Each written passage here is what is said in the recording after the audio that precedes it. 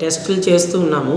చేసిన వాటిలో మన విశాఖపట్నం జిల్లా ఇప్పటికి 11 కేసులు అయితే నమోదయ్యాయి. మళ్ళీ కరోనా జాగ్రత్తలు తప్పనిసరి.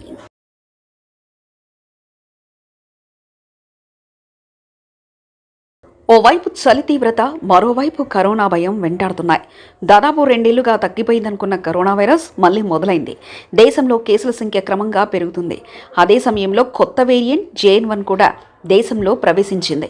దేశంలో కరోనా కేసులు పెరుగుతుండటంతో అప్రమత్తంగా ఉండాల్సిందిగా రాష్ట్ర ప్రభుత్వాలను హెచ్చరించింది.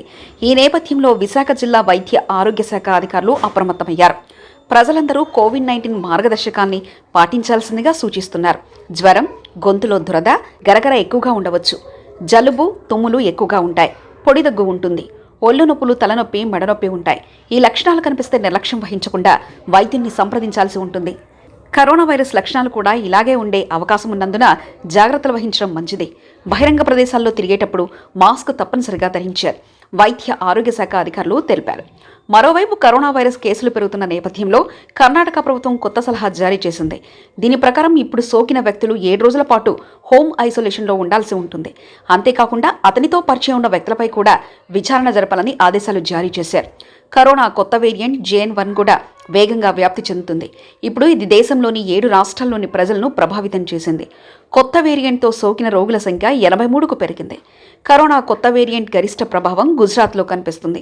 గుజరాత్లో JN.1 వేరియంట్కు సంబంధించిన 34 కేసులు నమోదయ్యాయి. ఇది కాకుండా గోవా నుంచి 18, కర్ణాటక నుంచి 8, మహారాష్ట్ర నుంచి 7, కేరళ, రాజస్థాన్ నుంచి 5, తమిళనాడు నుండి 4, తెలంగాణ నుండి 7 పాజిటివ్ కేసులు బయటపడ్డాయి. కేరళ రాష్ట్రంలో గత 24 గంటల్లో 353 మంది రోగులు వ్యాధి బారిన పడ్డారు. అయితే ఇక్కడ కూడా చాలా మంది రోగులు కోలుకోవడం ఉపశమనం కలిగించే విషయమే. ఒక్క రోజే 495 మంది రోగులు కోలుకొని ఇంటికి చేరుకున్నారు. గత 24 గంటల్లో కర్ణాటకలో 74 మందికి, తమిళనాడులో 14 మందికి, గుజరాత్లో 9 మందికి కరోనా సోకింది. ఇదిలా ఉంటే బుధవారం ఉదయం 8 గంటలకు కేంద్ర ఆరోగ్య కుటుంబ సంక్షేమ మంత్రిత్వ శాఖ అప్డేట్ ప్రకారం దేశంలో ఇప్పటివరకు మొత్తం కోవిడ్-19 కేసుల సంఖ్య 4.50 కోట్లు. దేశంలో గత 24 గంటల్లో ఇన్ఫెక్షన్ కారణంగా 3 మృతి చెందగా ఈ మహమ్మారి కారణంగా మరణించిన వారి సంఖ్య 5,33,340కి పెరిగింది. మంత్రిత్వ శాఖ గణాంకాల ప్రకారం ఈ వ్యాధి నుంచి కోలుకున్న వారి సంఖ్య 4,44,72,756కు పెరిగింది.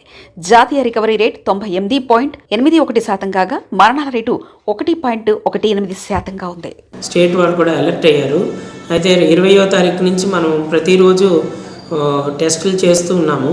చేసిన వాటిలో మన విశాఖపట్నం జిల్లా ఇప్పటికి 11 కేసులు అయితే నమోదయ్యాయి RT-PCR. కానీ అది JN.1 వేరియంట్ అనేది కాదు, మన మామూలు రొటీన్ కేసెస్గా పాజిటివ్ వచ్చేవి.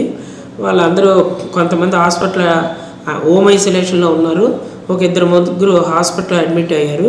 వాళ్ళు మళ్ళీ కూడా డిశ్చార్జ్ అయిపోయారు.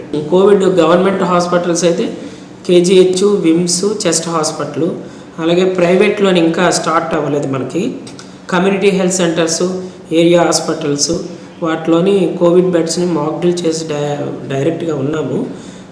VTMs కూడా మన దగ్గర ఒక 5,000 VTMs ఉన్నాయి, ర్యాపిడ్ కిట్స్ ఉన్నాయి. అవి సఫిషియెంట్గా టెస్టులు చేస్తున్నాము. మరిన్ని కథనాల కోసం సబ్స్క్రైబ్ చేసుకోండి మీ అక్షర శిల్పం.